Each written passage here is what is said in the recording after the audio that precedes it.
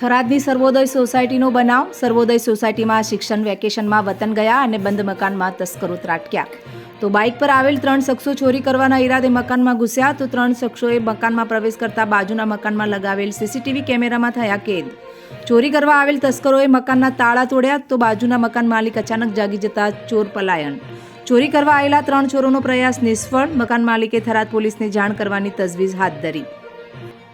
રાત્રે 3 ચોર સર્વોદય સોસાયટીમાં બાઇક દ્વારા આવી મારા પાછળવાળા ઘરમાં ચોરીનો પ્રયાસ કર્યો હતો અને અમારા સજાગતાને કારણે ચોરી કરવામાં નિષ્ફળ રહ્યા હતા.